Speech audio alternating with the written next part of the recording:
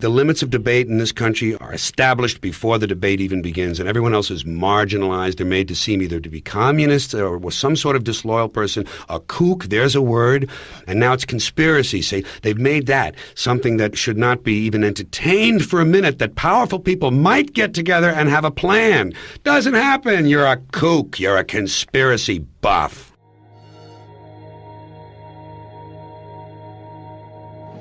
What is at stake is more than one small country. It is a big idea, a new world order. Out of these troubled times, our fifth objective, a new world order, can emerge.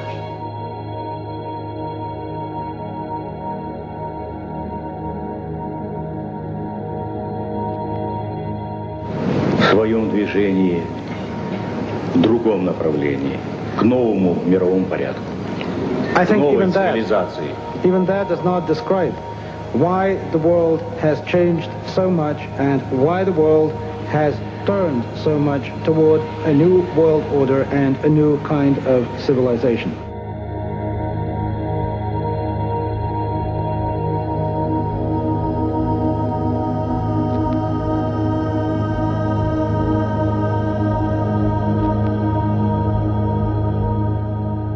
After 1989, President Bush said, and it's a phrase that I often use myself, that we needed a new world order, and instead it looks like we got a lot of disorder.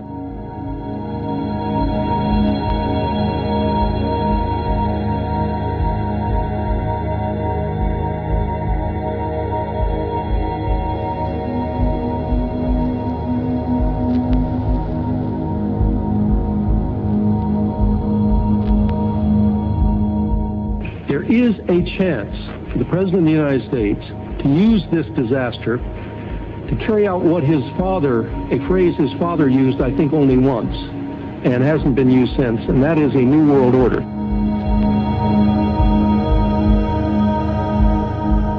This was a stirring address, in my view, shorter than his father's speech when he announced the New World Order.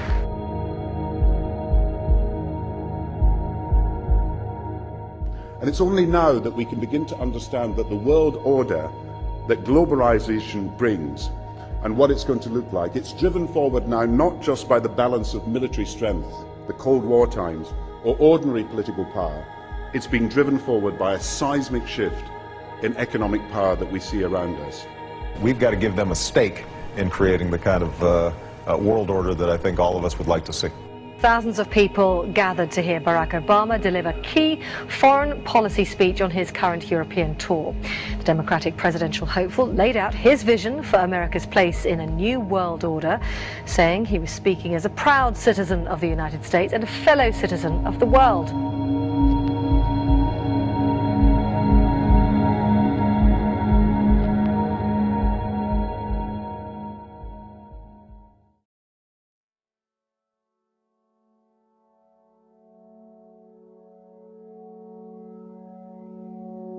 This film is unique in that it systematically studies the origins, activities, and destiny of evil.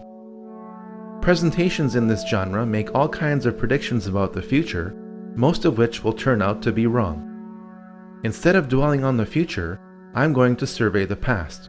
The New World Order is like a rope. That rope is made up of cords of political, military, economic, scientific, cultural, and religious power. Each cord of the New World Order rope is composed of people at the outer layers who have no idea what the ultimate goal of those at the center of each cord is.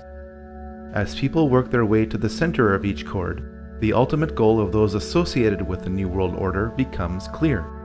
A one-world government, a one-world economy, a one-world military, a one-world society, and a one-world religion, all enforced with absolute control under a single world ruler.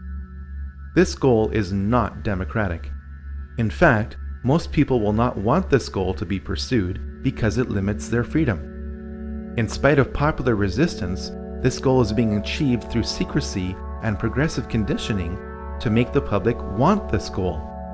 There is plenty of evidence that this goal exists. Pat Robertson, has written in a book a few years ago that we should have a world government, but only when the Messiah arrives. He wrote, literally, any attempt to achieve world order before that time must be the work of the devil. Well, join me. I'm glad to sit here at the right hand of Satan. The primary driver of the New World Order is religion. After all, people act on what they believe. Financial control is the means by which the New World Order funds its primary tool, which is warfare. We must first understand the tool of warfare before we can grasp the matrix of control being applied to us. Once we understand these systems of control, we can then understand the belief systems of those who are controlling us. All this knowledge is necessary to form strategies of resistance to what you are probably not even aware of. But how did this mindset, control system, and tool of warfare get created?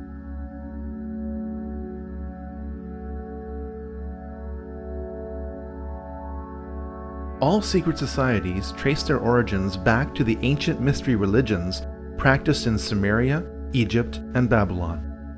These ancient mystery religions were responsible for keeping a closed population in total subservience to a small elite, which were worshipped as gods, or as intermediaries between the masses and the gods.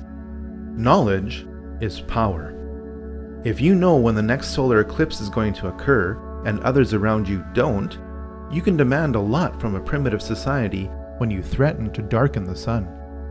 People with secret knowledge of astronomy are going to try to keep that knowledge to themselves. The moment they share that knowledge, their power over any society is eliminated. Large groups of people can be held in check by belief systems given to them by a tiny elite which keeps a core of knowledge to itself. This is why the most powerful groups in any society operate in secret. In fact, the word occult does not mean evil. It means secret. You are not supposed to know the secrets of the elite. Once you discover and verify these secrets, you'll be shocked at how the elite control you. The very word secrecy is repugnant in a free and open society, and we are, as a people, inherently and historically opposed to secret societies, to secret oaths, and to secret proceedings. And there is very grave danger that an announced need for increased security will be seized upon by those anxious to expand its meaning to the very limits of official censorship and concealment. That I do not intend to permit to the extent that it's in my control. For we are opposed around the world by a monolithic and ruthless conspiracy that relies primarily on covert means for expanding its sphere of influence, on infiltration instead of invasion, on subversion instead of elections, on intimidation instead of free choice, on guerrillas by night instead of armies by day. It is a system which has conscripted vast human and material resources into the building of a tightly knit, highly efficient machine that combines military, diplomatic, intelligence, economic, scientific, and political operations. Its preparations are concealed, not published. Its mistakes are buried, not headlined. Its dissenters are silenced, not praised. No expenditure is questioned, no rumor is printed, no secret is revealed. Government at all levels must meet its obligation to provide you with the fullest possible information outside the narrowest limits of national security. And so it is to the printing press, to the recorder of man's deeds, the keeper of his conscience, the courier of his news, that we look for strength and assistance, confident that with your help, man will be what he was born to be, free and independent.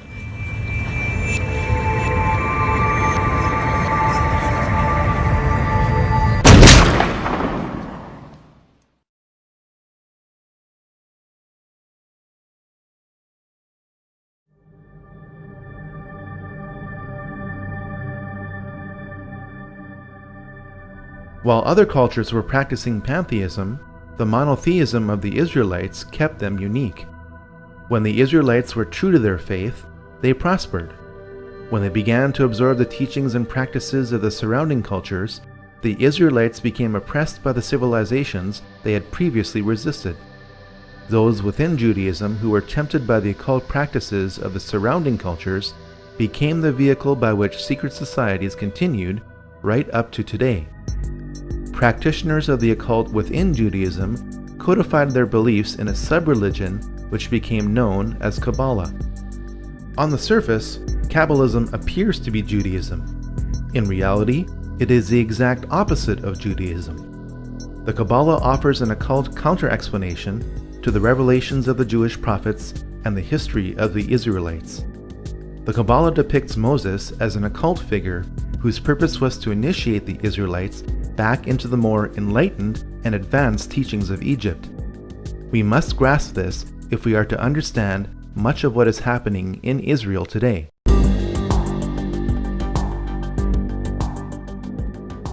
The emergence of Christianity during the height of the Roman era became a problem for the Romans. The more the Roman government tried to suppress Christianity, the more Christianity grew. Please remember that the next time somebody tries to tell you that religion is just a tool of control. Because the Roman government couldn't eliminate Christianity, it eventually decided to merge its belief system with it. The moral decline of the early church can be traced back to the time when Constantine decided to become a Christian for whatever reason. The beliefs of the Babylonians, Egyptians, Greeks, Eastern cultures, and Romans infiltrated much of Christianity as the Roman government merged with Christianity. At the heart of this infiltration was Gnosticism. Gnosticism means salvation through knowledge, while Christianity means salvation through Christ. Gnosticism has always been the primary driver of the New World Order.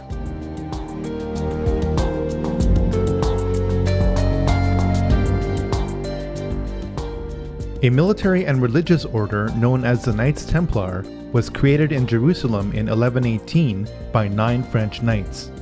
Their official mission was to protect pilgrims on their journey to the Holy Land during the Crusades, and they participated in several battles in the Crusades themselves.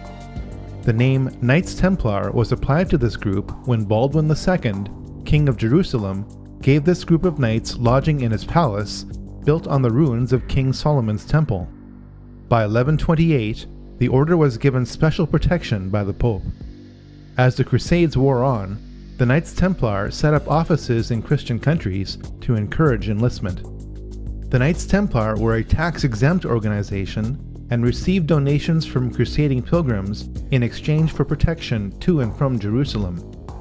Because its membership remained dominated by the nobility, the Knights Templar were granted many favors by European rulers. Through gifts of land and money, the Knights Templar became extremely wealthy and powerful. Pope Clement V resisted abolishment of the Knights Templar for years.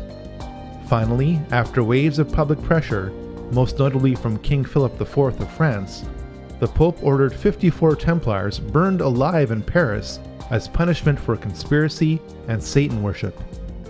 The order was destroyed when the Grand Master of the Knights Templar, Jacques de Molay, was burned at the stake on March 18, 1314. Many of the Knights Templar fled to Scotland, Portugal, and to the island of Malta. Some of today's well-connected youth are still initiated into a secret society based on the Knights Templar, known as the Order of de Molay.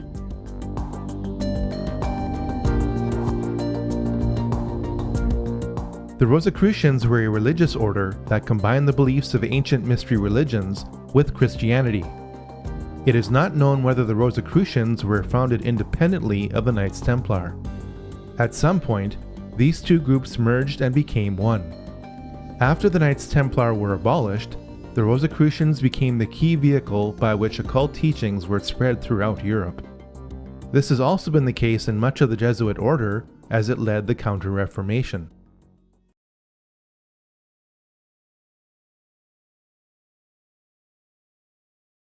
Freemasonry started when the Rosicrucians merged with the stonemason guilds of Europe.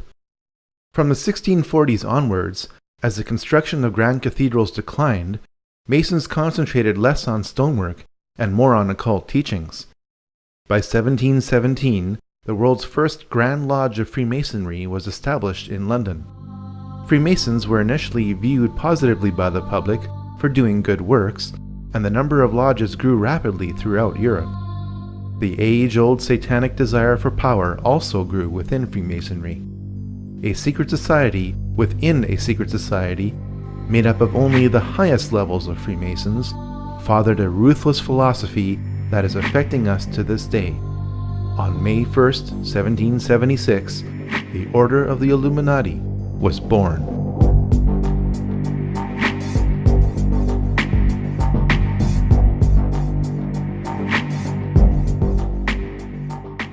The Illuminati were a perfect storm of Freemasonic, banking, and religious interests.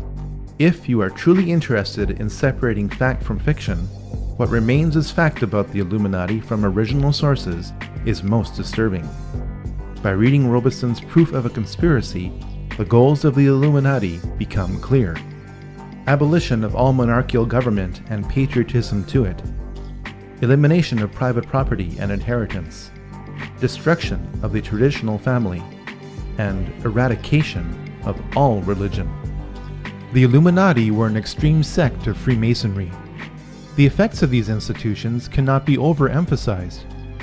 Over 5,000 years of occult history have been focused into Freemasonry and the Illuminati. Around 250 years of occult practices have flowed from them. The modern financial system was created by a family which had connections to the Illuminati. The goals of communism are identical to the goals of the Illuminati.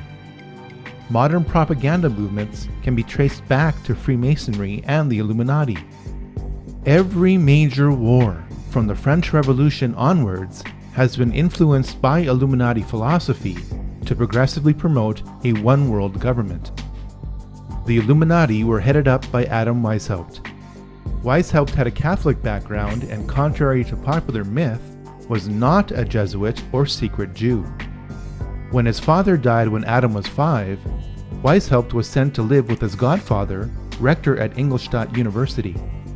Because the university was a Catholic institution, the rector brought home many suppressed books, which Adam read. Weishaupt graduated with a Doctor of Law degree from the University of Ingolstadt in 1768. Though the Pope disbanded the Jesuits in 1773, they were still allowed to teach canon law at the university because they were the only ones who were qualified to do so. This angered Weishaupt and pushed him further towards the radical teachings he read as a child.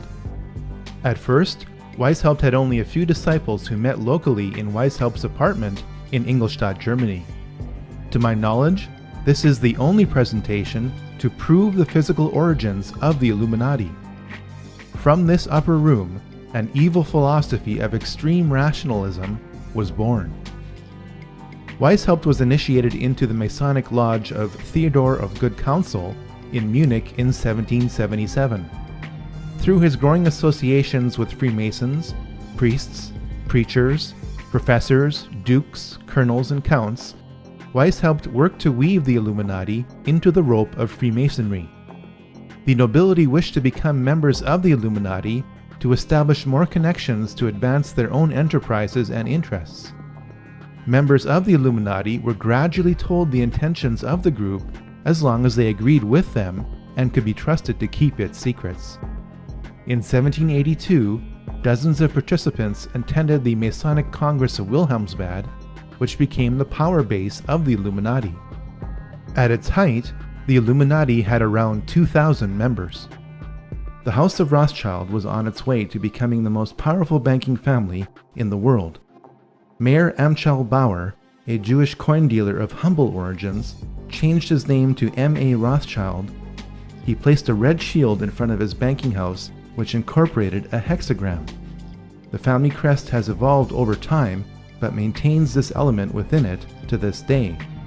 Mayer Rothschild never became a member of the Illuminati, nor did he finance this movement as is commonly believed.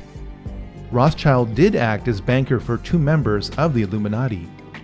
Archbishop Prince Karl Theodor Delberg attained the highest degree within the Illuminati in 1784 and was a traitor for France and Napoleon. He reluctantly emancipated the Jews of Frankfurt in 1811 for a high price, financed by Mayer Rothschild. Karl, Landgrave of Hesse-Kassel, was deeply into the occult and was the main organizer of the Congress of Wilhelmsbad, held at the summer home of Karl's brother, William IX, Elector of Hesse. The House of Hesse built up one of the largest fortunes in Europe by hiring out mercenaries conscripted from its own kingdom to other nobilities. Mayer Rothschild handled the mercenary blood money of the House of Hesse by becoming its banker in 1783. The House of Rothschild grew from its connections to members of the Illuminati, and not because the two were combined. Despite their best efforts at necessary secrecy, the Illuminati were exposed in 1784 by the Bavarian government, which soon issued an edict banning all secret societies. The workings of the order were contained in writings seized by the Bavarian government, which took them so seriously as to publish them in an official document entitled The Original Writings of the Order of the Illuminati, which was distributed to the major governments of Europe. Some members of the Illuminati were arrested, while most fled Bavaria under the edict. This only spread Illuminati philosophy further throughout Europe. Adam Weishaupt went underground and re-emerged under the sponsorship of Duke Ernst II of Saxe-Coburg-Altenburg, where he would continue to write books on the Illuminati until his death.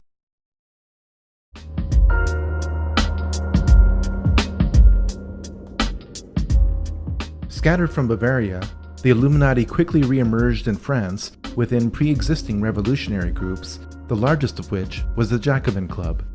The Jacobins, with the money from the Duke of Orleans, bought up and transported out much of the grain supply in France to create an artificial food shortage in 1789. The famine that resulted drove people to revolt. The Jacobins told the people to blame the famine on King Louis XVI and Queen Marie Antoinette. The fate of that French monarchy was sealed in the minds of the public when it was alleged that Marie Antoinette said, "Let them eat cake," in response to the famine. Jacobin propaganda pinned this saying on Antoinette to create maximum hatred for the monarchy. It worked. The hatred of all authority in the French Revolution did not stop with the execution of the French king and queen in 1793. By the time the 6 successive waves of the French Revolution had passed, over 18,000 people had been guillotined without trial. Decapitated heads of the nobility were stuck on bayonets and paraded throughout the streets. The Christian calendar was abolished. The work week was lengthened to 10 days straight. By the time the French Revolution burnt itself out, it is estimated that this program killed 300,000 people, all in the name of liberty, equality, and fraternity. The world's first revolution, guided by the Illuminati, was complete.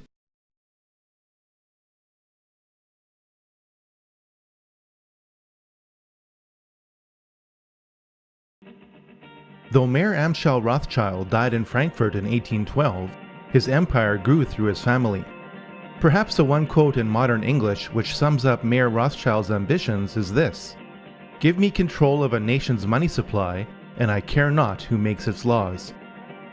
Towards the end of his life, Mayer told his 5 sons that they should expand the Rothschild banking empire throughout Europe. Nathan was sent to London. Amschel stayed in Frankfurt. Solomon went to Vienna. Karl traveled to Naples. James stayed in Paris. The establishment of the 5 centers of the Rothschild banking family is symbolized by the 5 arrows in the Rothschild family crest. The alliance between the Rothschilds and Illuminized Freemasonry continued with this new generation. Freemasonry was a common element with Adam Weishaupt, 3 of the 5 Rothschild brothers, and Napoleon Bonaparte. Napoleon was initiated into Freemasonry in June 1798. Napoleon was part of the Inner Masonic Club, but his imperialist ambitions could not be contained. Keep in mind that Napoleon appointed himself as King of France in December 1804. Napoleon enjoyed immense success as Emperor of France, yet his policies contained a fatal flaw. Napoleon's Banque de France which would provide interest-free loans to the people of France, was a direct threat to the Rothschild banking empire. The Rothschilds decided to defeat Napoleon's army, not through military conquest, but by financial dominance.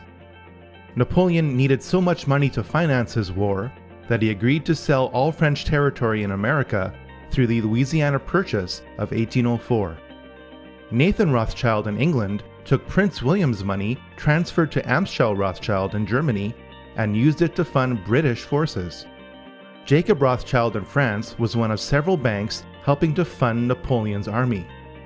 This means that the Rothschilds were busy funding both sides of the War of 1812. The modern financial system, started by the Rothschilds, has been funding both sides of every major war for 200 years. While the Battle of Waterloo was a defeat for Napoleon, it also was a guarantee of financial domination for the Rothschilds. Because the Rothschilds had a network of banking couriers throughout Europe, they were the only merchants allowed to pass through the English and French blockades. One of these couriers crossed the English Channel with the news that Wellington had won the war, a full 24 hours before Wellington's own courier. Nathan Rothschild knew that he was armed with this critical information before anyone else was. He ordered his workers to start selling holdings of British war bonds. Other traders observed this maneuver and started selling their bonds in a panic. The bonds became worthless as everyone thought that Rothschild's action meant that Napoleon had won the war. Nathan Rothschild then instructed his traders to buy all the British bonds they could get. When London heard the news that England won the war against Napoleon, British bonds gained a level of value even higher than before the war began. The ownership of such a vast sum of high-value bonds meant that the Rothschilds literally owned the Bank of England. On top of all this, there were the profits to be made from loans to Europe to repair the damage done by Napoleon. From the Battle of Waterloo onwards, the interests of the British Crown and the Rothschilds were so intertwined that the Rothschilds were given titles of nobility. Eventually, through intermarriage, the Rothschilds became royalty.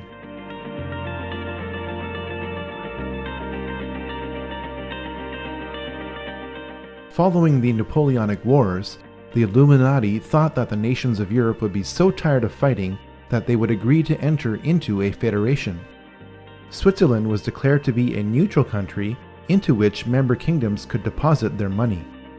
Since the post-Napoleonic nations of Europe were heavily indebted to the Rothschilds, it could be argued that the Congress made Switzerland act as the modern version of the Knights Templar for the past 200 years. Now you know why Switzerland has acted as Europe's untouched bank during the European slaughters of World War I and World War II. The Congress of Vienna resulted in a treaty. Russian Tsar Alexander I opposed this treaty because he saw the Congress as an Illuminati takeover. The Rothschilds vowed that the Romanov dynasty would someday come to an end.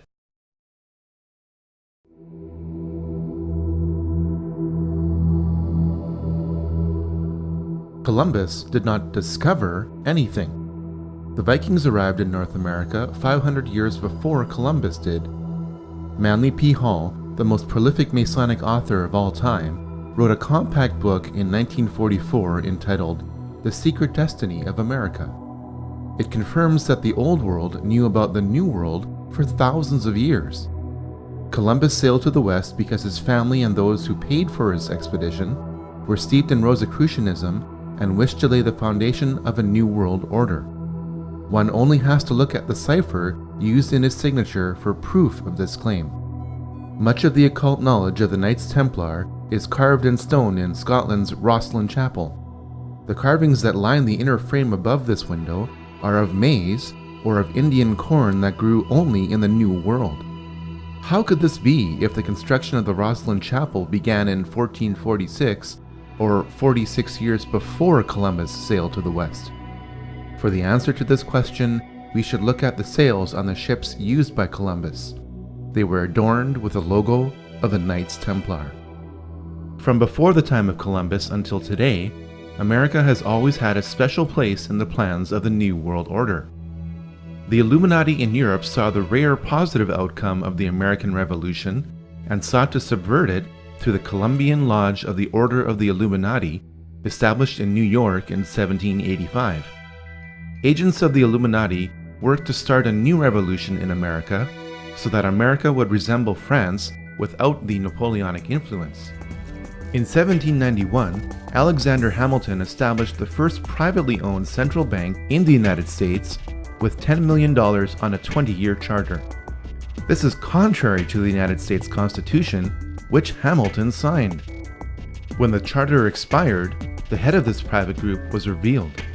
None other than Nathan Rothschild in England said, "Either the application for the renewal of the charter is granted, or the United States will find itself in a most disastrous war." The United States repelled the British on American soil within 1 year of Nathan Rothschild's pronouncement during the War of 1812. Fortunately for America, Britain was tied up fighting Napoleon in Europe and couldn't send enough troops to reclaim America. While America won a military victory, its financial back was broken. The War of 1812 forced the rechartering of the private bank of the United States. Thanks to the war and inflation, the debt owed to the bank exploded to $127 million. Andrew Jackson vetoed the bank in 1832. In 1835, President Jackson distributed a $35 million surplus. This was the only time in American history that the United States had balanced its books.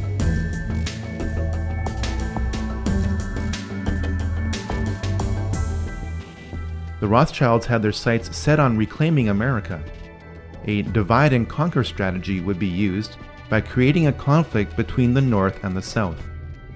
The North was to be a British colony annexed to Canada under the control of Lionel Rothschild. The South was to be a French colony given to Napoleon III of France under the control of James Rothschild. Lincoln's main problem shifted from slavery, which he outlawed, to how he was going to pay for the defense of America against the international bankers who were destroying it. Lincoln came up with a brilliant solution called the greenback. The government would print its own interest-free currency that would later be redeemable in gold. The bankers wouldn't stand for this. On April 14, 1865, 5 days after the South surrendered, Lincoln was shot by John Wilkes Booth. Booth was a member of the Knights of the Golden Circle.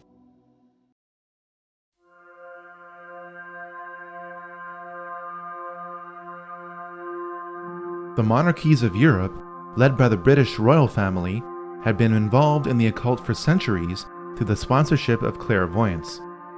The British royal family is deeply Masonic. The Queen's cousin, the Duke of Kent, is British Freemasonry's Grand Master. There is even a Freemasonic lodge in Buckingham Palace. Though the current Queen says that she is not amused at this, she and her predecessors were often Masonic. It is a fact that much of the European nobility goes back to various houses, especially in England and France, which link the lines of the kings of England and the kings of Jerusalem. Fiction occurs when this link is used to create a mythology which states that the British people, led by their monarch, are one of the lost tribes of Israel. British Israel Freemasons also believe that since America was descendant from Britain, Americans who are of British Masonic descent are also one of the lost tribes of Israel. On the back of the US $1 bill, there exists a Star of David, hidden in plain sight. The British royal family is more German than it is English. Queen Victoria was married to Prince Albert of Saxe-Coburg and Gotha. Under pressure from anti-German sentiment created during World War I, King George V changed his family name to Windsor. When Princess Elizabeth wanted to marry Prince Philip of the House of Schleswig-Holstein-Sonderburg-Glücksburg, she faced the same problem that King George did. Prince Philip renounced his titles and adopted the surname of Mountbatten. All 4 of Prince Philip's sisters married into the German nobility, which embraced Nazi philosophy. Remember that Adam Weishaupt wrote more material on the Illuminati under the sponsorship of Duke Ernst II of Saxe-Coburg-Altenburg. Because Prince Albert was great-grandson of Duke Ernst II and consort to Queen Victoria, the British royal family are direct descendants of Ernst II. Since Duke Ernst II became a member of the Illuminati in 1783, it is not hard to see that the teachings of Adam Weishaupt are being used by the British royal family today. The British monarchy was involved in 2 wars with China over opium. From about the mid-17th century onwards, Europe had a huge trade deficit with China. Europe wanted Chinese tea, silk, and porcelain, but China did not want as much of what Europe had to offer. This trade deficit problem was made worse by the fact that Chinese emperors demanded to be paid in silver and gold coin. The problem was solved when British traders began importing opium into China from India. Large areas of China became addicted to opium. The addiction was so intense that in many areas of China, opium was currency. The conflict between the Chinese emperors and British traders grew so bad that Queen Victoria sent in the British army to fight the Chinese army over opium in 1839 to 1842 and again in 1846 to 1860. When you are told that the British royal family's wealth is based on taxation, don't believe it. It could be argued that the British East India Company occupied India on behalf of the British Crown and its traders. Afghanistan is occupied today by coalition forces. In 2007, 93% of the world's opium production came from Afghanistan. The 2006 Afghan opium harvest was also valued at $3 billion.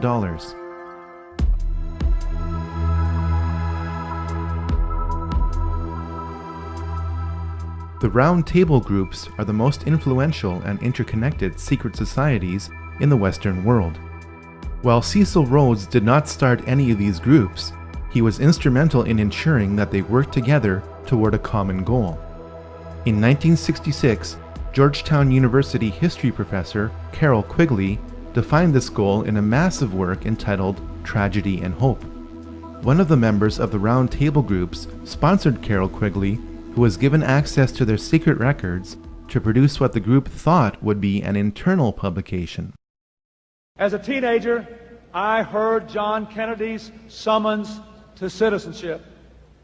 And then as a student at Georgetown, I heard that call clarified by a professor named Carroll Quigley, who said to us that America was the greatest nation in history because our people had always believed in 2 things: that tomorrow can be better than today, and that every one of us has a personal moral responsibility to make it so.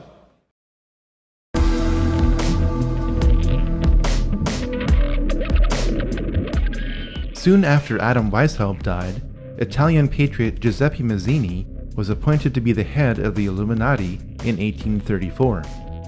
Mazzini became a 33rd degree Mason while attending Genoa University.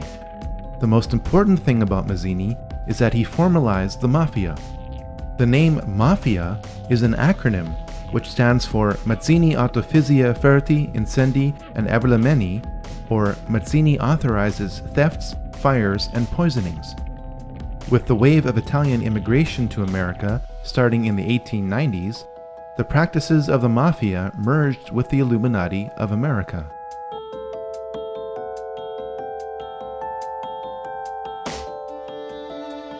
Next to Adam Weishaupt, Albert Pike is the most influential Freemason in history. Pike was asked by American Freemasons to reform its rituals. He did so in a Masonic handbook entitled Morals and Dogma of the Ancient and Accepted Rite of Freemasonry, published in 1871. The Knights of the Golden Circle, or KGC, was a Masonic organization dedicated to establishing a golden circle of territories between Mexico, Central America, the Caribbean, and the southern states, which would officially sanction slavery. Albert Pike was associated with the KGC and created several spin-off groups from it, including the Ku Klux Klan. While he was Sovereign Grand Commander of the Scottish Rite of Freemasonry, Albert Pike created his own office of Chief Justice of the KKK. This is also borne out at the location of his statue, which is in Judiciary Square in Washington, D.C. Albert Pike is responsible for inflaming racial tensions that were the official cause of the U.S. Civil War. Now you can understand how the American Civil War was really about who would control the money supply of the United States, and that slavery was a secondary issue in this conflict.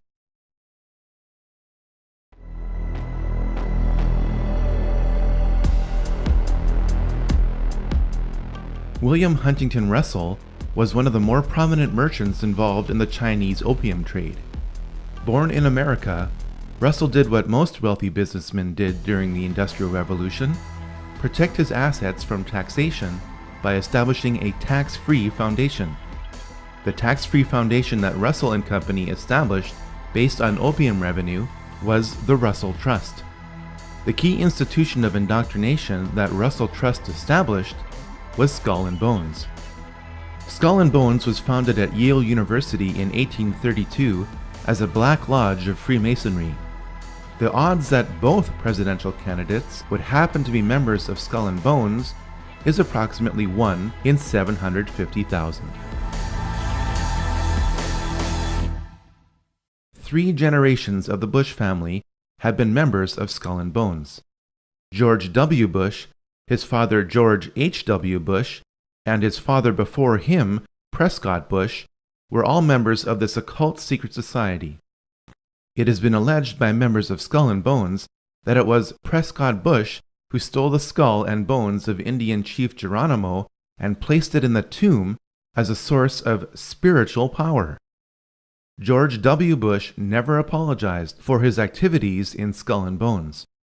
One of the first things he did as president was appoint many of his fellow bonesmen to positions of power.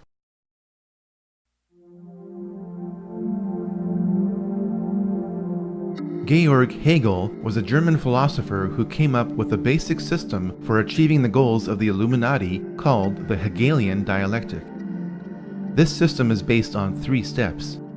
In step 1, a rogue government will create the problem that harms or even kills its own citizens. This deception is known as a false flag attack. In step 2, a rogue government will control the reaction to the problem which it created by typically blaming it on an enemy or some aspect of its own society over which it seeks more control. This is why the term false flag attack is so named. In step 3, a rogue government will offer the solution to the problem which it created.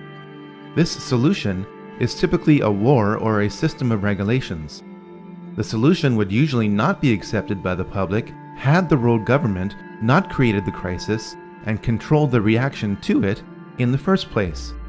A government which seeks increasing control can keep pushing society to accept its agenda by following a series of problems, reactions, and solutions which it planned all along. The significance of the Hegelian dialectic is not how evil it is, but rather how often governments choose to follow it. There has not been a major war in the 20th and 21st centuries that does not follow the Hegelian dialectic.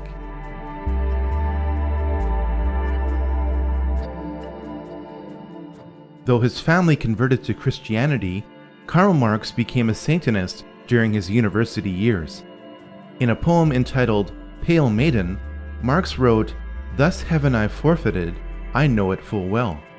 My soul, once true to God, is chosen for hell." Over time, Marx became a 32nd degree Mason. Karl Marx met up with German philosopher Friedrich Engels.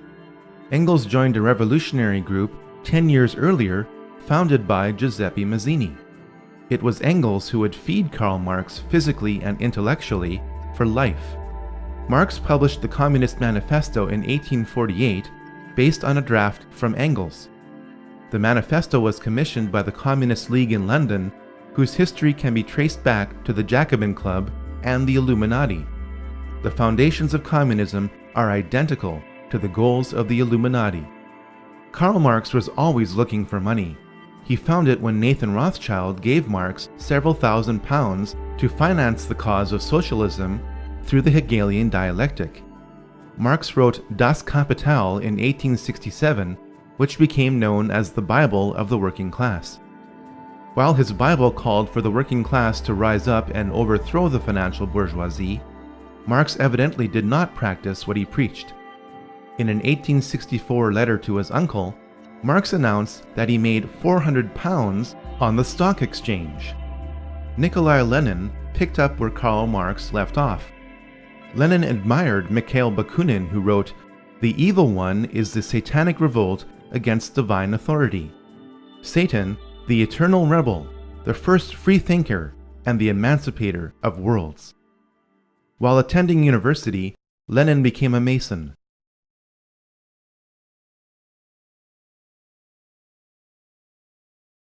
Stopped by Andrew Jackson and delayed by Abraham Lincoln, the international bankers finally seized control of the financial system of the United States.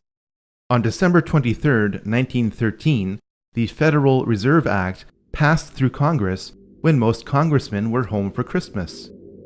President Wilson promised to sign the Federal Reserve Act in exchange for campaign contributions. This unconstitutional act allowed a private group of international bankers to print pieces of paper as money which would be loaned out to the government at interest. Leading directly or indirectly through their agents, the most prominent members of this group were J.P. Morgan, J.D. Rockefeller, Jacob Schiff, and Max and Paul Warburg. Every member of this group was connected in different ways to the Rothschilds. The international bankers wasted little time in doing what they do best: finance wars.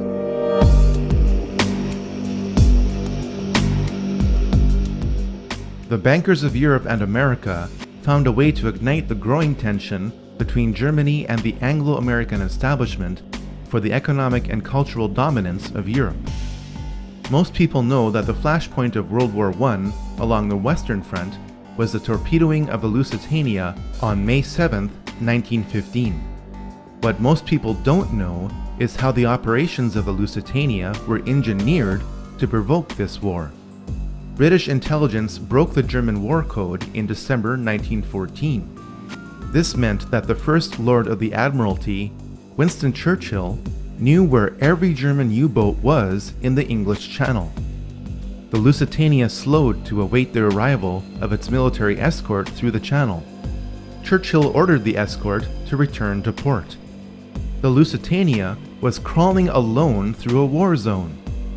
A private letter from Churchill removes any doubt as to whether he intended for the Lusitania to be sunk.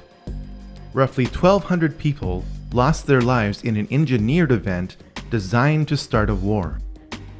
The Germans claimed that the Lusitania was carrying arms from America to be used by Britain against Germany. 93 years later, this claim has been proven to be true. The English-speaking press, controlled by the CFR in America and the Rothschild-owned news services in Europe, published the claim that the barbaric Germans had attacked an unarmed passenger ship. This ignores the fact that the German government placed warnings in New York newspapers reminding passengers that the ship would be sailing into a war zone. The best example of how the Illuminati bankers funded both sides of World War I was given through Max and Paul Warburg. Paul Warburg's firm of Kuhn, Loeb & Company was in charge of Liberty Loans, which helped finance the American military. Max Warburg's firm of M.M. Warburg & Company helped finance the German military. The Rothschilds were unable to control Russia because of the Tsar until World War I, when the alliance between the European and American bankers was complete. Jacob Schiff spent $20 million in gold to finance the Russian Revolution through Leon Trotsky, who was exiled in style in New York. Of the 384 commissars that were to make up the new Russian government, 264 had come from the United States. When the ship carrying the men and materials for the revolution were seized at the port of Halifax by Canadian authorities, President Wilson secured their release by stating that if they weren't let go, the US would not enter the war. Lenin, exiled in Switzerland, promised to make peace with Germany if he overthrew Russia's temporary government. He was placed in a sealed railway car with $5 million in German gold and was sent to Russia. When the elections were held in November 1917, Lenin's communists received only 24% of the vote. Lenin had to use force in order to represent the people. The United States stepped in with enormous amounts of food and relief supplies as famine gripped Russia while Lenin took control of it. This opened the door for American industrialists and financiers like J.D. Rockefeller to build the infrastructure of Russia. The net effect was that America continued to support the Communist Revolution. This support was extended as power was transferred from Lenin to Stalin in spite of Stalin's ruthlessness. World War I ended according to the master plan of the 20th century Illuminati financiers. They knew that communism could only continue so long as capitalism supported it. The financiers also knew that the oppressive chains of the Treaty of Versailles would be broken by a leader who would eventually rise up from within Germany. Welcome to the first round of Problem, Reaction, and Solution.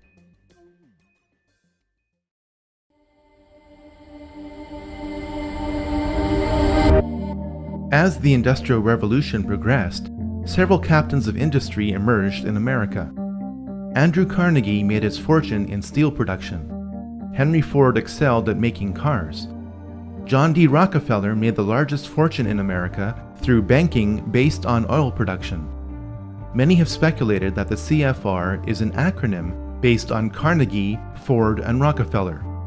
While this may not be the case, all three of these men have had a financial stake in the CFR, which was officially formed in New York in July 1921. Its logo features a rider on a white horse giving a Masonic salute.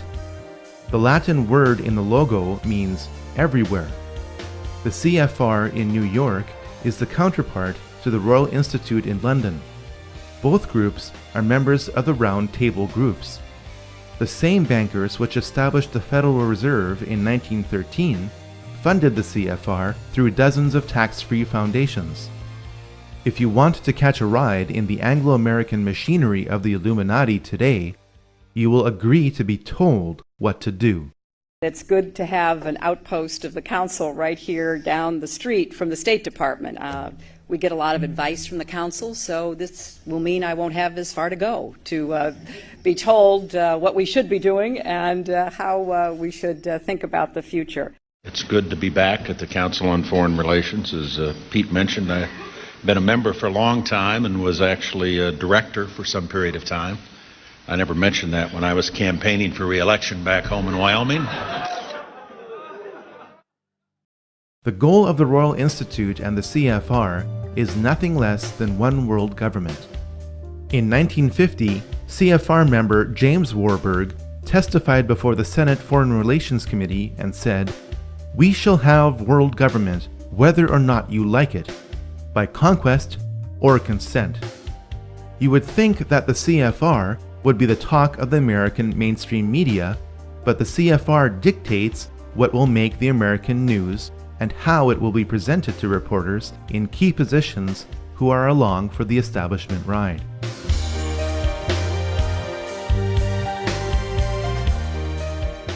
Following World War I, the League of Nations was the first popular attempt at creating a world government. The League was promoted as the way of providing a collective security, since an attack on any one member of the League would be considered an attack on all. The League failed as an organization, but acted as a successful stepping stone for the globalists. The League of Nations allowed the international bankers, like J.D. Rockefeller, to give more loans to more nations, provided the international bankers controlled the banking system of that nation. When the Bank for International Settlements was established in 1930, the Illuminati financiers gained more control of the world's money supply. This was all the more reason to start World War II.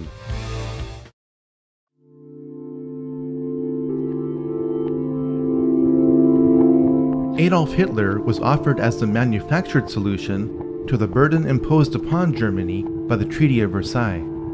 The event Hitler created to take control of Germany was engineered through a false flag attack. We now know that Hitler had his henchmen set fire to the German parliament, known as the Reichstag, in 1933. The fire was blamed on communist agent Marinus van der Lubbe in a huge show trial.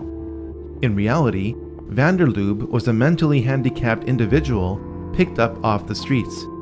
Hitler's mighty war machine was funded and created by Wall Street. The Treaty of Versailles induced Germany to default on its debt. The Dawes Plan replaced the treaty after 5 years and allowed links to be made between American and German industry and finance. From the mid-1920s to the late 1930s, through the Bank of International Settlements, over $135 million was loaned to the German electrical, steel, and chemical industries from Wall Street. The profits on these loans were considerable. Without the technology for extracting petroleum from the German coal fields supplied by Rockefeller-owned Standard Oil of New Jersey, the Nazi war machine would have ran out of gas. One of the funders of the Nazi war machine was Prescott Bush, father and grandfather of 2 U.S. presidents. According to files from the U.S. National Archives, Prescott Bush was a partner in Brown Brothers Harriman. This was one of the corporations used by industrialist Fritz Thyssen to move assets between America and Germany. Prescott Bush's assets in Union Banking Corporation were seized under the Trading with the Enemy Act in 1942, after America entered the war. The Bush family fortune was built in part from funding the very enemy that would kill over 400,000 American troops. May I introduce our co-editors for this edition of the Longines Chronoscope. Our distinguished guest for this evening is the Honorable Prescott Bush, United States Senator from Connecticut. I think we have made, just in this year, very marked and noticeable progress in connection with the Cold War. Included in that, too, should be our efforts to get at this subversion business within our own government. The ideologies of the Nazis and the Communists were set against each other by the Illuminati financiers in a dialectical struggle. Both ideologies are flawed and use the same means to produce the same result. The Illuminati financiers chose to eliminate the Nazi movement and preserve communism for one very important reason. Hitler started to print money just like the Federal Reserve. At this point, all of Europe was tied up in war with itself. The problem and reaction stages of World War II would only be solved through America. America entered World War II based on the Pearl Harbor attack that was allowed to happen and deliberately made worse. The Japanese signals indicating the time, place, and resources to be used in the attack were remotely intercepted and sent to President Roosevelt. President Roosevelt chose not to relay the information to Pearl Harbor. America now had the excuse to attack Germany, even though Germany never attacked America. The Japanese were ready to surrender in February 1945, but 2 nuclear bombs were dropped on them after this date instead of being used in Europe.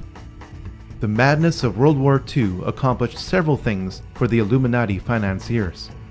Profits could be generated by rebuilding Japan and using it to provide cheap labor to flood America with inexpensive goods.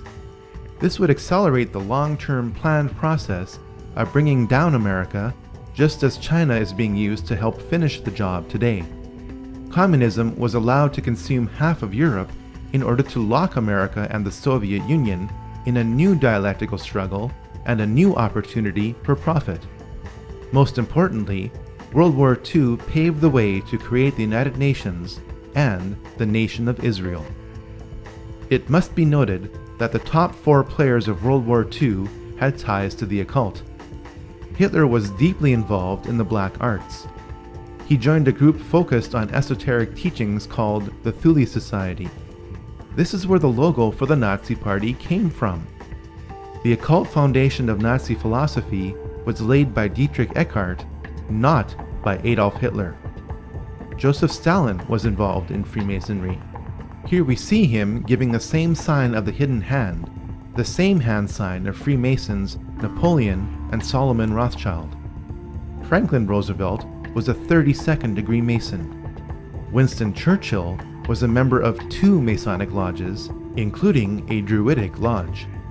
When you look at a photograph of the 3 main characters involved at the Yalta Conference in February 1945, keep in mind that all 3 were Freemasons.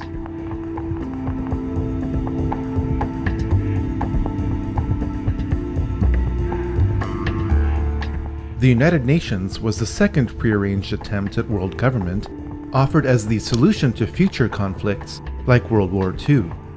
To help prevent the pivotal United States from backing out of the United Nations, as it did with the League of Nations, the UN was to be located on American soil with land graciously donated by John D. Rockefeller Jr.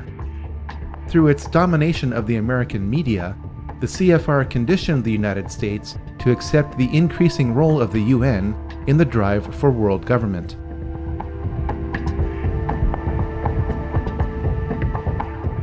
Political Zionism, a tool of the Rothschilds, clearly expressed the desire to create Israel long before World War II. This is documented in the Balfour Declaration of 1917. Arthur James Balfour of the British Foreign Office announced that it was the will of His Majesty's government to establish a Jewish homeland in Palestine. This official policy was given to the World Zionist Federation of Great Britain, headed by Lord Rothschild, over 30 years before Israel was created. James Balfour, a willing tool of the British Freemasonic crown, was awarded many Masonic royal titles for this and other services rendered.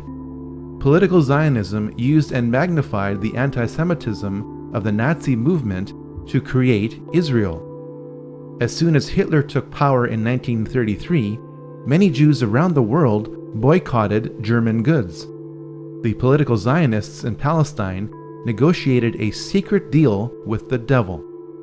In return for the transfer of 60,000 Jews and $100 million to Palestine, political Zionists would halt the worldwide Jewish-led anti-Nazi boycott that threatened to topple the Hitler regime in its first year.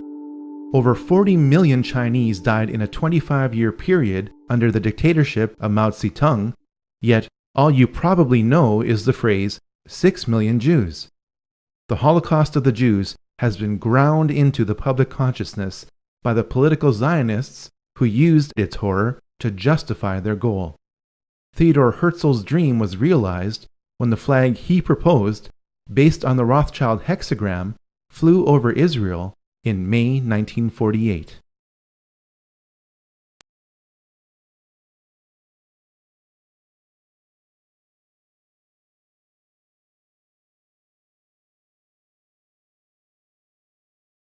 The wars against Asian communism for 30 years were symptoms of a much larger problem.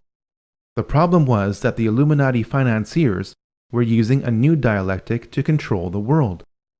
By pitting the capitalist West against the communist East, the world was locked in a state of bipolar tension with little chance of truly breaking free. The arms race between America and Russia was the best symbol of this tension.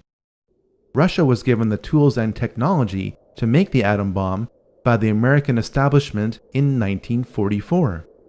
In spite of this, Russia and America spent over $5 trillion on weapons that would have guaranteed mutually assured destruction many times over. In his closing speech to the nation in January 1961, President Eisenhower warned about the military-industrial complex.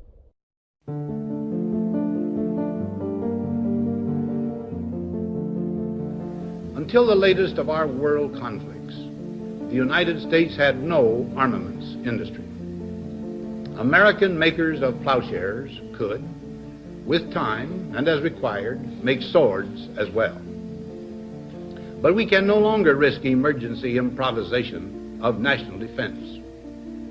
We have been compelled to create a permanent armaments industry of vast proportions. Added to this, 3.5 million men and women are directly engaged in the defense establishment. Now, this conjunction of an immense military establishment and a large arms industry is new in the American experience.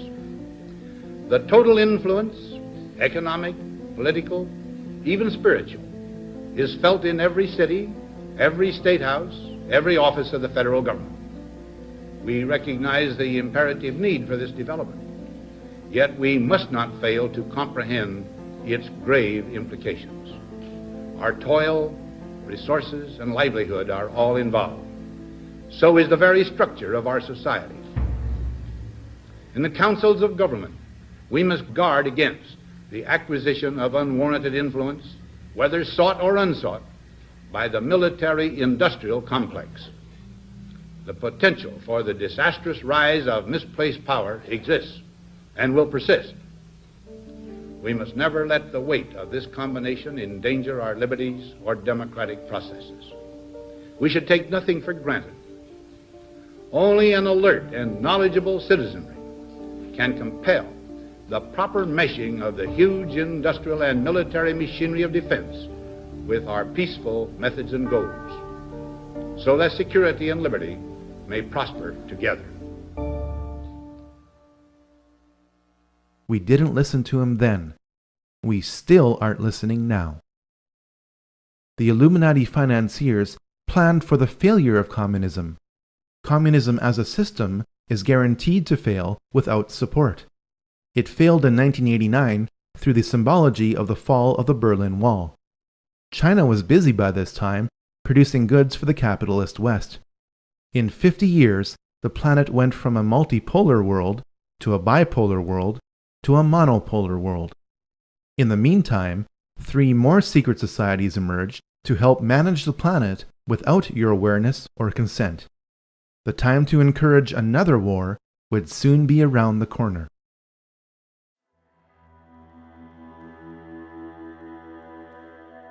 The Bilderberg Group got its name from the Bilderberg Hotel in Oosterbeek, Holland, the site of the group's first modern meeting. It was founded by Prince Bernhard of the Netherlands in 1954, though its practices can be traced back to the Knights Templar. The Bilderberg Group was originally concerned with a regional Europe for the benefit of its members at the expense of national sovereignty. Over time, its scope has broadened to include balanced membership mainly from NATO countries. Many members of the CFR are also members of the Bilderberg Group. Once a year in 5-star hotels between Europe and North America, around 100 influential people gather together to determine the future of the planet for the next 1 or 2 years. The membership and accomplishments of the Bilderberg Group have been impressive. Presidents are chosen by this group. When Queen Beatrix and David Rockefeller get together at a Bilderberg meeting, you are looking at the 2 people on the planet who control the lion's share of the world's oil supply. The 2008 oil price and credit boom and bust were planned events according to leaks from the Bilderberg Group in 2006. The Bilderberg Group also created the European Union.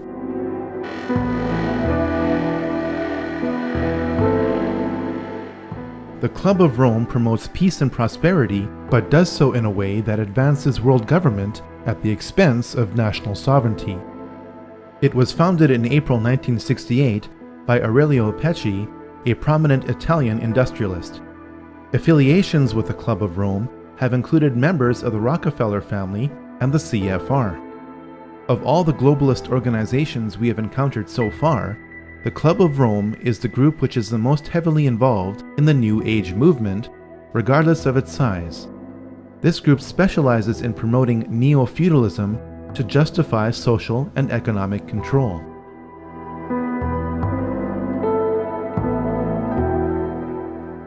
The Trilateral Commission was created in 1973 by David Rockefeller to launder money. As more congressmen and informed citizens became aware of the CFR and the Federal Reserve during the 1950s and 60s, global planners realized that they had to be more covert. Their American and European money would have to be sent to Japanese industrialists and Arab oil magnates who would use it to buy up Western businesses and real estate. With this system in place, economic woes in the West resulting from the globalists' control could then be blamed on the Japanese and Arabs. Arab leaders who couldn't agree on anything for centuries suddenly came together to create the OPEC oil embargo of 1973. High gas prices made the Americans flock to Japanese cars. This system of Western, Eastern, and Middle Eastern trade promoted global interdependence and made lots of money.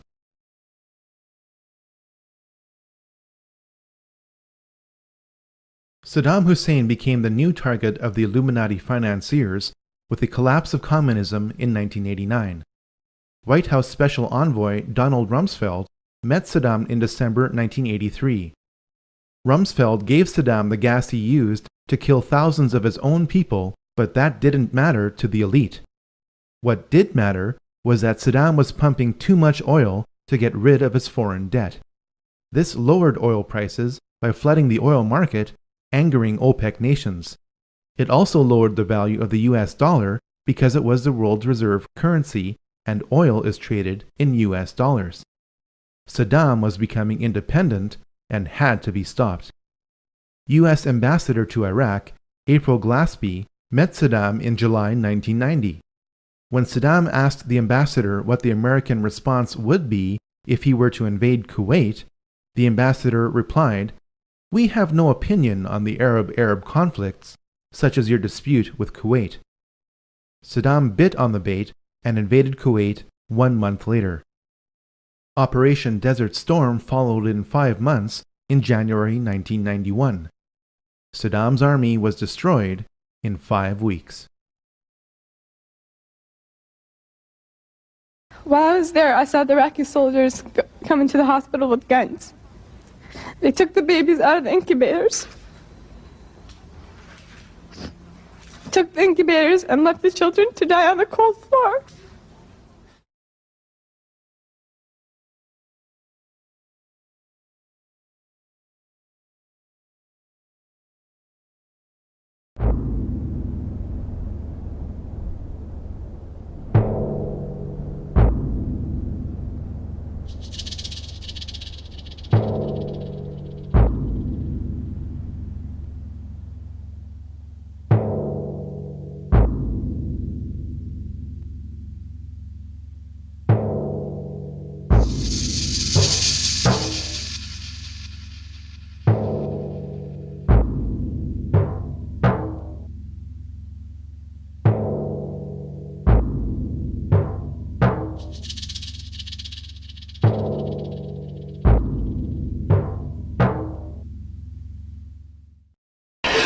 We are now led to understand that there are also firings in another city in Saudi Arabia. CNN's Carl Rochelle is here with me, just came up. Carl, I know we can't be very specific given these restrictions, but within those parameters, what did you see? Well, what I saw, I didn't see anything hit. I looked almost straight above us. There is a vapor trail coming from my right to my left, and there's a cloud of something. It looks like it might have been an explosion, a cloud. I'd say...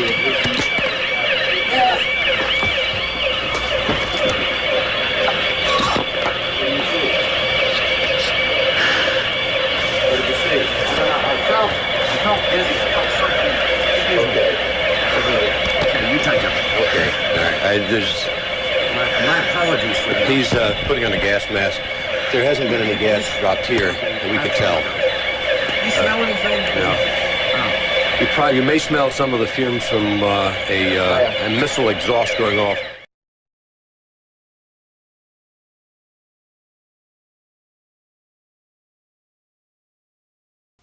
Je suis un journaliste américain.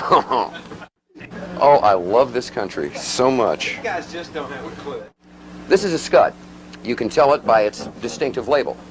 Now, when the missile is launched, the first thing you look for is the plume sticking out behind it.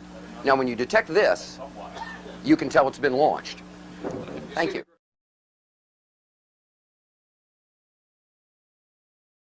Have you sniffed any rocket fumes lately? You got a gas mask around, bud? Oh, I get it. Oh, I see. That's good. And yeah, I thought it was.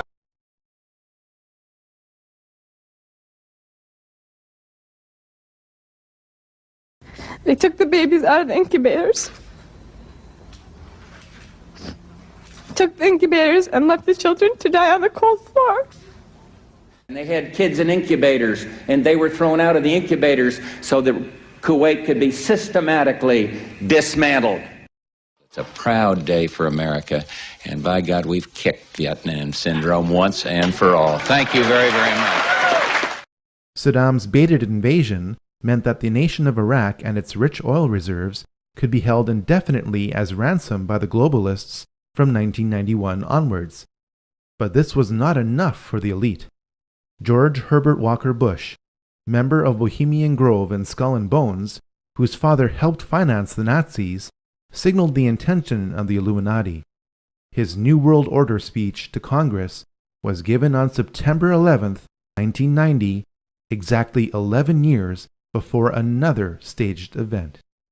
The crisis in the Persian Gulf, as grave as it is, also offers a rare opportunity to move toward an historic period of cooperation. Out of these troubled times, our fifth objective, a new world order, can emerge.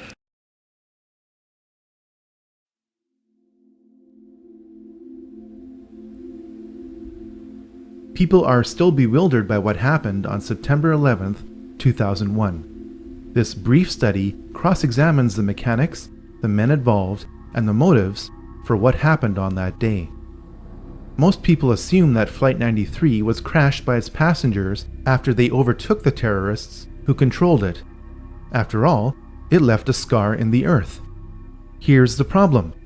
According to a USGS aerial survey, that scar existed in 1994 or earlier. At this point, we have two choices. We can choose to believe that a full-sized airliner being fought over can crash into topsoil in precise alignment with a pre-existing scar, leaving that scar relatively intact. We can also choose to believe that only part of the plane landed within that scar.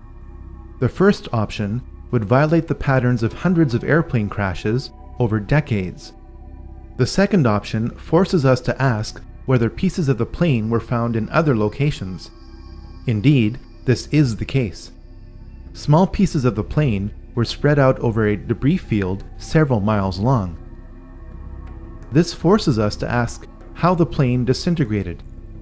According to retired Colonel Don de Grand Pré, it was shot down by a member of the Air Force. We have since learned the probable name of the pilot who eliminated Flight 93. Lieutenant Colonel Rick Gibney was the only pilot in the United States Air Force to be given an award in secret for his actions on a special mission on 9/11. Most people assume that Flight 77 struck the Pentagon with no warning by a crack pilot. In recorded testimony before the 9/11 Commission, then Transportation Secretary Norman Mineta recalled what he witnessed in the Presidential Command Center below the White House. During the time that the airplane coming in to the Pentagon, there was a young man who would come in and say to the Vice President, the plane is 50 miles out, the plane is 30 miles out. And when it got down to the plane is 10 miles out, the young man also said to the Vice President, do the orders still stand? And the Vice President turned and whipped his neck around and said, of course the orders still stand. Have you heard anything to the contrary? This testimony proves that the Vice President was aware that something was approaching the Pentagon. Hani Hannour is alleged to have hijacked Flight 77 and flown it into the Pentagon. Here's the problem. The flight parameters for Flight 77, obtained under the Freedom of Information Act from the National Transportation Safety Board, indicate that the flight deck door remained closed once the plane was in flight. The mid-air hijacking of Flight 77 could not have taken place if the cockpit door never opened. One of the popular myths of 9/11 is that the Twin Towers were towering infernos. If that's true, then people wouldn't have been told to return to work in the South Tower. In the neighboring South Tower, people are also evacuating, but an announcement over the PA system tells workers their building is secure and they can return to their desks, an announcement that will soon have tragic consequences. If the towers were towering infernos, then the Battalion 7 chief would have never been able to make it to the 78th floor and say, We got tanks, isolated pockets of fire. We should be able to knock it down with 2 lines. Where you know that? 78th floor, numerous 1045 call lines. If the tower fires were melting steel columns, then Edna Sintron wouldn't have been able to wave from the plane impact zone with her light pants not even singed.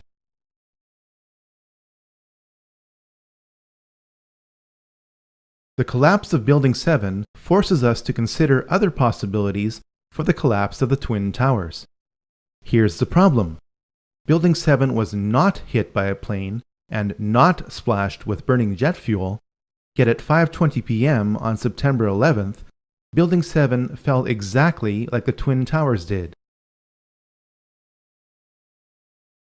For the third time today, it's reminiscent of those pictures we've all seen too much on television before, when a building was deliberately destroyed by well-placed dynamite to knock it down. The most logical explanation for the building collapses on September 11th is the most outrageous: through the use of explosives. All explosives leave residues. A 2009 peer-reviewed scientific paper has been published in the Open Chemical Physics Journal proving that explosive residues of specialized thermite, which could only have been made in advanced military labs, were found in preserved dust samples from the remains of the buildings. Jet fuel is premium-grade kerosene which cannot melt steel. Thermite is a mixture of iron oxide and aluminum. When ignited, it burns at over 2,500 degrees Celsius to instantly liquefy steel. There is plenty of evidence that thermite was used on that day, and that it kept reacting for weeks after the buildings collapsed. You'd get down below and you'd see molten steel running down the channel rails, like you're in a foundry. Yeah, like lava. Like lava from a volcano. In addition to thermite, 2 other types of explosives were used to level 3 buildings on 9/11. The job of the shape charge is to cut steel H-beams. The way we do this is by cutting the beam at an angle, which, through a series of beams cut at the same angle, will tend to make the building shift over and walk. Shape charges were used to slice through posts at an angle, not straight across, for a reason. And the 4-1 should have taken a couple of companies that they were leaving back. Go against another. You want to call your mother or something? You gotta get back to We made it outside. We made it about a block. We made it at least 2 blocks, and we started running. Floor by floor, instead of popping out. It was if they had detonated. Yeah, if they were planned to take down a building. Boom, boom, boom, boom, boom, boom, boom, boom.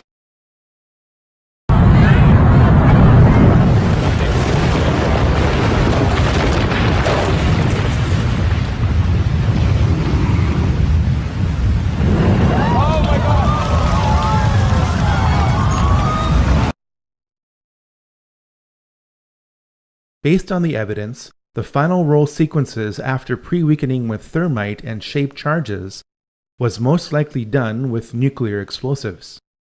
Don't think of Hiroshima. If the United States Army was loading nuclear shells by hand into howitzers 50 years ago, what do you think is available in the 21st century? The evidence for the use of nuclear explosives on 9/11 is substantial. A government report tried to spin the appearance of the radioactive isotope tritium at ground zero in concentrations dozens of times higher than the surrounding area. Hundreds of cars at ground zero burst into flames from the inside out. This is explained with the characteristic electromagnetic pulse of nuclear explosions overloading the vehicle's electronics, causing the vehicles to ignite. It would be foolish to conclude that aviation-grade kerosene would cause this kind of selective damage while leaving truckloads of loose paper around the site untouched. Toxic fumes produced by fires from the continuously reacting thermite and radiation from the final roll sequences explain why 7 out of 10 people with significant exposure to ground zero are dying from a host of illnesses. If explosives were used to destroy buildings on 9/11, they would have had to be placed in the buildings. This is made easier when there was an unprecedented power down in the World Trade Center complex for alleged electronic upgrades on the weekend before September 11, 2001. Is it just a coincidence that the president's brother, Marvin Bush, was on the board of directors for the firm providing security at the World Trade Center? Is it also a coincidence that the firm's contract with the World Trade Center ended on September 10, 2001?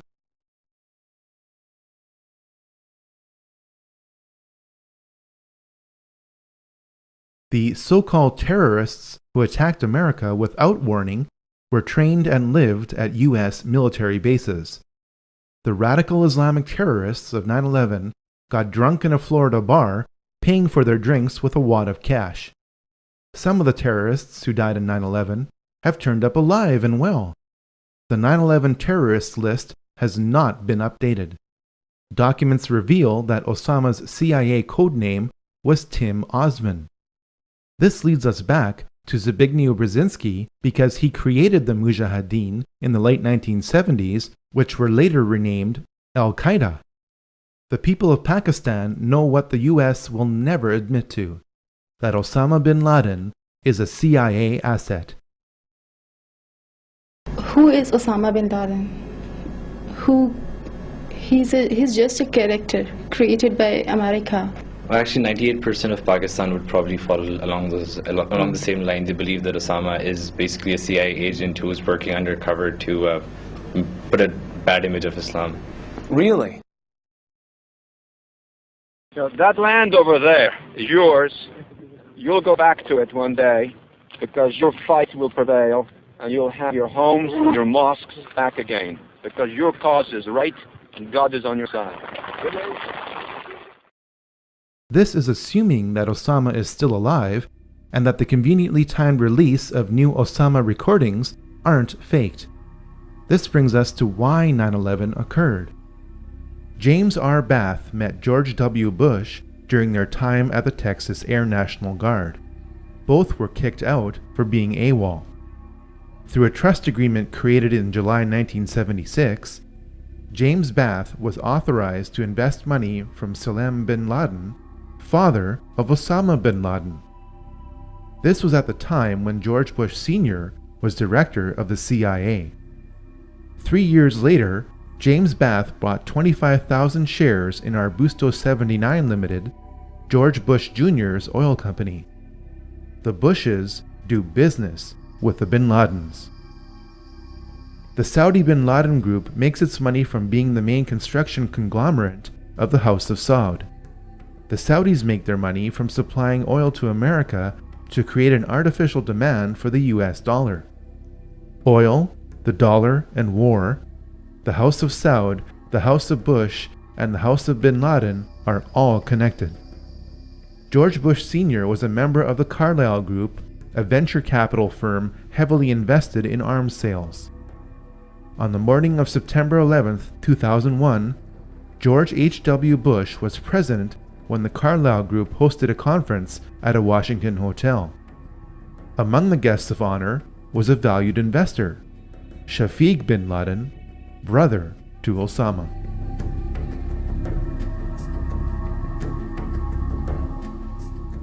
Operation Northwoods is the name of a top-secret report produced in 1962 by the highest-ranking military officer in the United States. This report remained classified for nearly 40 years, and for good reason. It suggested that the United States military should attack America under a system of pretexts. The attack would then be blamed on Cuba as an excuse to invade Cuba. The details of this report are staggering. Items inside a military base could be blown up and burnt. A ship at harbor could be sabotaged by starting large fires with naphthalene. Funerals for mock victims could be conducted. A modified military plane could be substituted for a civilian plane and loaded with passengers under carefully prepared aliases. The military aircraft would then be converted to a drone. The United States military planned to attack America in 1962 using remote-controlled aircraft to justify invading Cuba. Fast forward to 9/11. Because the cockpit door of Flight 77 never opened in flight, this is exactly what happened on 9/11. Now you can never say they'd never think of that. They thought of that in 1962. They thought about it again in 2001. The Project for a New American Century is a neoconservative think tank. Some of its members are the most powerful people in the United States. In a report dated September 2000, 1 year before 9/11, this group wanted to turn the United States military into a vehicle of global domination. You may doubt this interpretation until you turn to page 60. Here, we read that advanced forms of biological warfare that can target specific genotypes may transform biological warfare from the realm of terror to a politically useful tool. This report noted that this transformation would trouble American allies and would take a long time, absent a catastrophic and catalyzing event like a new Pearl Harbor. The goal of the war on terror is to make loads of money and to accelerate the next great dialectical war. Insurgents keep being captured, but some of them turn out to be MI5 agents. Over 160,000 soldiers and 180,000 civilians and mercenaries are being used to fight 100 Al-Qaeda soldiers. Members of Al-Qaeda are being trained at US military bases. Opium is flowing from Afghanistan. The lies are so thick that bricks of cash are being given out to soldiers to keep them quiet. The Illuminati do not want peace. They want more wars. I met Rockefeller through a female attorney I knew, and I met him and I liked him, and he was a very, very smart man. He's the one who told me 11 months before 9/11 ever happened that there was going to be an event. Never told him what the event was going to be, but there was going to be an event, and out of that event, we were going to invade Afghanistan to run pipelines from the Caspian Sea. We were going to invade Iraq, to take over the oil fields, establish a base in the Middle East, and make it all part of the New World Order. And sure enough, later, 9/11 happened. And I remember he was telling me how you're going to see soldiers looking in caves for people in Afghanistan and Pakistan and all these places. And there's going to be this war on terror, which is no real enemy. And the whole thing is a giant hoax, but it's a way for the government to take over the American people. And he said the end goal is to get everybody chipped, to control the whole society, to have the bankers, the elite people, the bankers and some governor controlling the world. In earlier times, it was easier to control 1 million people than physically to kill 1 million people. Today, it is infinitely easier to kill 1 million people than to control 1 million people. It is easier to kill than to control. He has proven to be an outstanding friend and somebody who I've learned an immense amount from. And for him to support me in this campaign and then be willing to come out here to Iowa is a testimony to his generosity. So if everybody could please give Dr. Brzezinski another round of applause.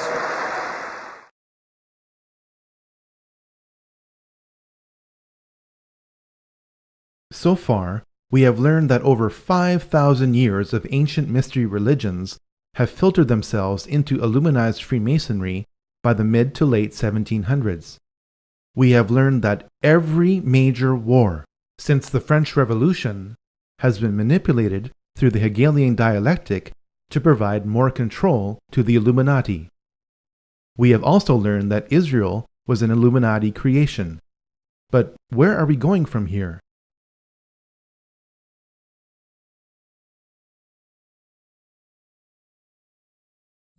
In September 1973, the Club of Rome issued a report entitled Regionalized and Adaptive Model of the Global World System.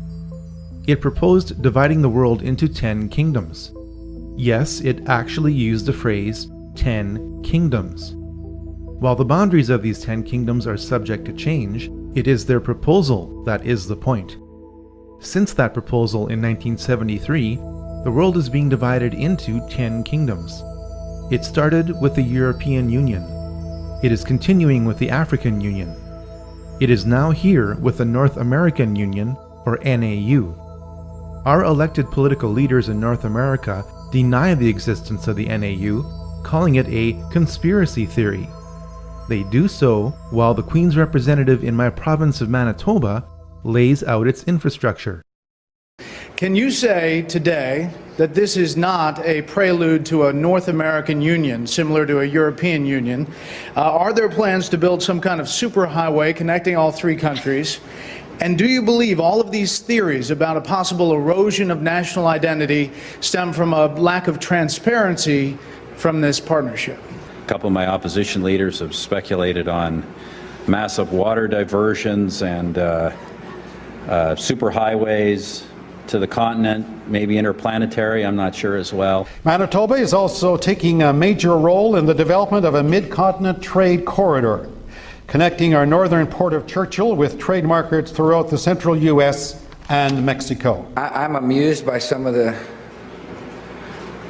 speculation, some of the old, you call them political scare tactics. If you've been in politics as long as I have, you get used to that kind of technique where you lay out a conspiracy and then force people to try to prove it doesn't exist. That's just the way some people operate. An alliance has been built with business leaders and state and city governments spanning the entire length of the corridor. When fully developed, the trade route will incorporate an inland port in Winnipeg with pre-clearance for international shipping. I'm amused by the difference between what actually takes place in the meetings and what some are trying to say takes place. It's quite comical, actually, when you realize the difference between reality and what some people are talking on TV about. And we cannot be effective at major economic matters any longer unless we work with our other economic partners around the world and work with them closely and intimately. That is essential. I know some people don't like it. It's a loss of national sovereignty, but it is a simple reality.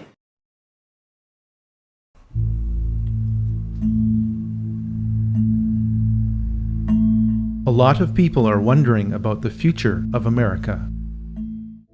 New York is a dominant multicultural city. New York is also home to the United Nations, the premier organization of world government. The United States was allowed to become the world's biggest debtor nation when it became bankrupt in 1933, eventually along with all other nations, because your birth certificate is a bond. You are pledged as collateral on the debt of your nation. You are traded as a human resource on the stock exchanges of the world, especially in New York, the home to the world's largest stock exchange. Perhaps the greatest sign of America's pending destruction is on the back of the US $1 bill.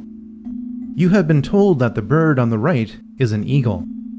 That's not what Manly P. Hall viewed it as. He knew that it was a phoenix, the ancient mythological bird of fiery rebirth. The phoenix is used to describe how old systems of power are deliberately destroyed to produce new systems of power. The system of power that is being built now is described on the left side on the back of the US $1 bill. You have been told that the Latin phrase Novus Ordo Seclorum means a new order of the ages. If you understood what the Roman poet Virgil meant when he wrote what this phrase is based on, it means God hath favored our undertakings, new order secular, or new world order. The occult purpose of America is to usher in the new world order on the back of what appears to be a trusted democracy. This purpose is hidden in plain sight.